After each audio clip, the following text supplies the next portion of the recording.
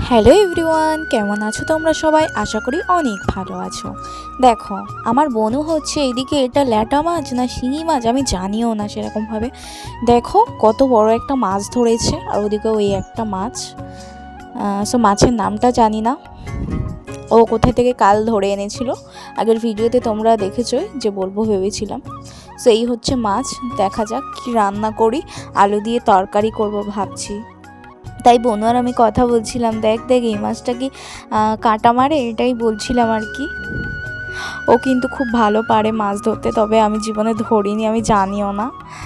আর এদিকে দেখো বৃষ্টি অনর্গল পড়েই যাচ্ছে, কিন্তু বৃষ্টি থামার নাম নেই। বর্ষাকালে তো বৃষ্টি হবেই, তাই না? আর কি বলতো, আমি এইসব মাছ না খেতে পারি না ওরকমই। এই মাছটা খেতে খেতে জানি না দাঁতে কাঁটা বেঁধে গেছিলো। সেটা তোমাদের সঙ্গে শেয়ার করব না, ঠিক আছে? ভয়েসটা তো অনেক পরেই দিচ্ছি, তাই বলেই দিলাম তোমাদেরকে আর কি। আর বন্ধুরা, বৃষ্টি থামারই নাম নেই। দেখো মাছ কেটে ধোয়াও হয়ে গেছে। আর এই যে কড়ার তেলটা গরম হয়ে গেলে কিন্তু মাছগুলো ভালো করে ভেজে নেব। মাছে লবণ হলুদ কিন্তু আমি মাখিয়ে নিয়েছি। আর দেখো মাছ এত ফাটা ফাটছে, আমি উপরে চলে এসেছি, ওপর থেকে দেখছি বিশাল ফাটছে কিন্তু মাছটা।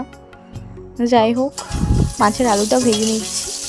এই যে গোল গোল করে আলু কেটেছি, বড় বড় করে, ভালো করে আলু দিয়ে তরকারি করব। আর এদিকে মাছ ভাজাও কমপ্লিট কিন্তু। চলো চলো, মাছটা এবার কিন্তু তরকারিতে দিয়ে দেবো। চলো ভাত খেয়ে নিচ্ছি, কিন্তু আমার খুব জোরে খিদে পেয়েছে, ঠিক আছে?